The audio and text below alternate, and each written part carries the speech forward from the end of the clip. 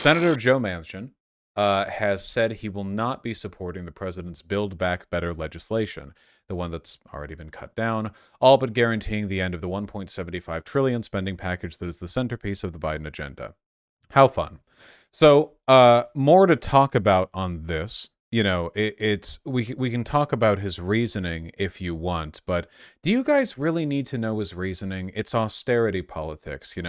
It's always, if we raise the debt, we'll be vulnerable to an attack from China. We'll be our fields will die, our crops will die out in the field. Our women will go barren in their wombs. This, that, the other, it's like, whatever. Like, what? Okay, why don't you want to spend money on the people? Oh, what reason do you want? Look, and Manchin specifically had a problem with climate provisions and child tax credits. There is nothing on earth that I am less interested in than the specific reasoning for why people who don't want to use the government to do good for people don't want to use the government to do good for people. His reason is because he's a cuck boy. That's the main reason why. He's a cucky boy. His reasoning was debunked immediately by the White House statement. Yeah, let's take a look at the White House statement. Always happy to. One moment. Here we go. The White House's extraordinary, furious statement about Joe Manchin. What evocative adjectives we're using today. My goodness. If Senator Joe Manchin III, can you imagine being named the third? Honestly. Can't support President Biden's spending agenda. It's news to the White House, apparently. After Manchin announced Sunday that he's a cuck boy, the White House released a ferocious statement accusing the West Virginia Democrat of misleading the administration about whether he'd support a deal at all. True. Now let's take a look at the statement. Here we go. From the White House. Imagine being so vile that you earn a whole White House press statement. Senator Manchin's comments this morning on Fox are at odds with his discussions this week with the president, with White House staff, and with his own public utterances. Weeks ago, Senator Manchin committed to the president at his home in Wilmington to support the Build Back Better agenda framework that the president then subsequently announced. Senator Manchin pledged repeatedly to negotiate on finalizing that framework in good faith. On Tuesday of this week, Manchin came to the White House and submitted to the president in person directly a written outline for a Build Back Better bill that was the same size and scope as the president's framework and covered many of the same priorities. While that framework was missing key priorities, we believed it could lead to a compromise acceptable to all. Senator Manchin promised to continue conversations in the days ahead and to work with us to reach that common ground. If his comments on Fox and written statement indicate an end to that effort, they represent a sudden and inexplicable reversal in his position and a breach of his commitments to the president and the senator's colleagues in the House and Senate. Senator Manchin claims this change of position is related to inflation, but the think tank he often cites on Build Back Better, the Penn Wharton Budget Institute, issued a report less than 48 hours ago that noted the Build Back Better Act will have virtually no impact on inflation in the short term, and in the long run, the policies it includes will ease inflationary pressures. Many leading economists with whom Senator Manchin frequently consults also support Build Back Better. BBB lowers costs that families pay, reduce what they'll pay for childcare, reduce what they pay for prescription drugs, reduce what they pay for healthcare premiums, and puts a tax cut in the pockets of families with kids. If someone is concerned about the impact higher prices were having on families, this bill gives them a break. Cited deficit concerns, but the plan is fully paid for. He knew this. They talked about this. Climate provisions, etc., reverse his position, honor his prior commitments. In the meantime, Senator Manchin will have to explain to those families paying $1,000 a month for insulin why they need to keep paying that instead of $35 for that vital medicine. What is the message here? It is that Manchin is a cuckboy, really a monstrous piece of shit who will, to be clear, go to hell.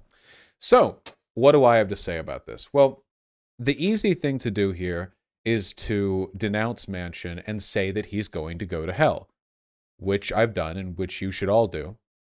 It's really when talking about people like Manchin that you reflect on how intuitively humans could construct something like a hell. You know what I mean? Like, when seeing stuff like this happen, like, it feels emotionally like we should be able to condemn people to hell, it fits. It feels right.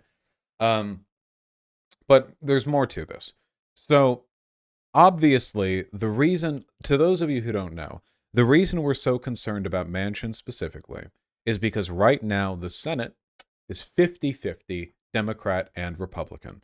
And while normally you need 60 Senate votes in order to pass legislation, the bills which pertain to budgetary measures, spending, stuff like that, those go through a process which only requires 50 votes, The reconciliation process. Thank you. I was actually fudging on the name, which is why I was avoiding saying it. But yeah, it only requires 50 votes. Now, 50-50 is a tie, of course.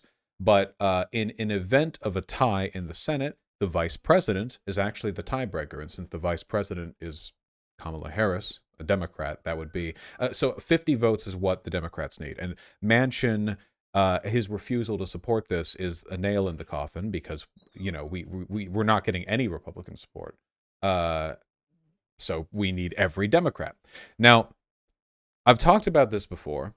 I don't want to I don't want to belabor the point, but there's two things we need to do here, okay? We need to recognize that Joe Manchin is a cuck boy, and that the more Democrats there are in the Senate, the better things will be for the possibility of future progressive policy. Because even if you have cuck boys like Manchin, and you'll need more cuck boys to stopgap legislation if Democrats have a 5-person lead, 55 over 45, or a 10-person lead, 60 over 40. I guess that'd be a 20-person lead. A 10-point switch would be a 20-person lead. Whatever. It's important to recognize that. But it's also important to recognize the nature of the revolving villain strategy. Now, I talked about this a little bit on Twitter before. This is not new. I'm not inventing this. It's something that I haven't talked about that much because, well, I haven't talked about Manchin that much, to be honest with you. But let me suggest to you guys a strategy. Or actually, let's back up. Let me talk to you guys about politics, if you can believe it. Okay. I'm not of the opinion. I know, I'm sorry. I'm not of the opinion that every single political figure elected into office is an independent agent who acts entirely on their own based on ideological preconceptions. I think that's a very naive way of looking at things. I think that people fall into political blocks and they'll be swayed based on material conditions, incentive structures, that sort of thing, For an example of this, take a look at what happened to the Republican Party after Trump won the primary in 2016. They were all against him. They hated Trump. And then when he won, they fell in line. Now, part of that is because Republicans are uniquely spineless. That is true. But I think the broader incentive there is comparable, There are pressures when you're at that level of office. Honestly, there are pressures even if you're on the local PTA board. So, the office politics doesn't go away no matter what level of the hierarchy you're on. But if you're all the way up there, the Democrats, the Republicans, everyone, they have two fundamental groups that they need to appeal to. They need to appeal to their voters and their donors. Those are the two big ones, right? Their voters, us, they need to promise us things that we want, so we vote them in. And their donors, the corporate class, which all political parties must necessarily work with, have their own influences. There's lobbying, which is an obvious one. But besides that, one corporation could cause unimaginable harm to this country if there was an upset between them and administration. Seriously, think of what would happen if a few of our weapons manufacturers didn't like a deal cut with the government, and as such, they made public statements saying that they're, considering renegotiating terms or selling at higher price. I mean, this is a national security issue all of a sudden. In fact, a lot of businesses' well-being in America is a national security issue. A bad economy is, after all, a weak country. So the corporate class does have a strong influence on the policy and behavior of any political party, Democrats, Republicans. And here's my concern, okay? Political parties will be upfront to voters about anything the voters are interested in, but they rarely acknowledge the donor class, do they? Like Republicans. Republicans' first priority is always to cut taxes because they're in bed with a bunch of rich assholes who don't want to pay much in taxes. That's their first priority. But they don't sell that to the public. They'll lie about that to the public. They'll say, no more tax hikes, they'll talk about immigration. They'll talk about, race issues. They'll talk about culture war stuff. They'll talk about trans bathrooms, whatever. They don't talk about lowering taxes for the wealthy. That's not really the push that they go for, at least not that much these days, where neoconservatism and trickle-down economics are growing less and less popular in the Republican Party. They'll talk about tax cuts for the lower class and the middle class, but they don't talk about the fact that Trump's tax cuts for the middle class and lower class were only temporary. You guys see what I'm getting at here? With the Democrats, there's a similar dishonesty going on. One set of proposals to the voters, another to the donor class, then you negotiate what actually gets done. And I don't think a lot of Democrats actually want Build Back Better. Maybe it's just a minority of them that don't. See, Build Back Better, which is essentially a social democrat program, I mean, at least it's close to it. It's in the vein of one. It's not perfect. It's not enough, but it's in the vein of one. That program is antithetical to the interests of some powerful groups. If that weren't the case, then every single democracy would be a social democracy. If corporations did want social democracy, every country capable of sustaining one would have a social democracy. Austerity tends to be what benefits corporations. But the thing is, once you normalize social democracy, once you show the voters how much better life can be, when the government spends money to make their lives better, they start talking about raising taxes. Right? I mean, it's hard to go back from that, isn't it? It's quite difficult. In fact, they've spent decades trying to undo the New Deal. If you normalize social spending, you must necessarily normalize the means to pay for it. And that involves, well, that could involve cutting the military budget, which is against the interests of the military-industrial complex. It could involve taxing corporations higher, which is against all of their interests. I think that Democrats, as a party, are not as invested in the Build Back Better agenda as some of them claim to be. Now, here's the thing. Let me ask you, okay? Now, what I'm saying so far, I don't think is conspiratorial. I think this is very basic political analysis, okay? So, when you have a razor-thin margin, 50 to 50 in the Senate, okay? Which do you think is more politically advantageous? For the more economically conservative Democrats to all with one voice say, we don't support this thing that would make people's lives better? Or do you think it would be better for them politically to let one guy handle it? Say a guy in a red district who isn't even that loved by Democrats anyway, a person who, oh, and there goes Pigeon again. Too bad, I was at like a big point I was trying to make. Pigeon, shut up. She got excited. She wanted to add her own perspective to the issue at hand. Do you think it would be politically advantageous for them to just let one guy essentially take the fall? Because to my mind, that makes sense, right? Right now, everyone's talking about Manchin. It could be there are 10 or 15 Democratic senators who aren't really a big Build Back Better type guy or gal. And, what's the benefit to them speaking out against it? What are they going to come out and do? Say, yeah, we prefer the moneyed interests of our donor class to what our voters seem to want? No, I think it makes a lot more sense for them to just have the bare minimum number of people, which is in this case just one, frontline the opposition. Now, can I know this for a fact? No, I cannot.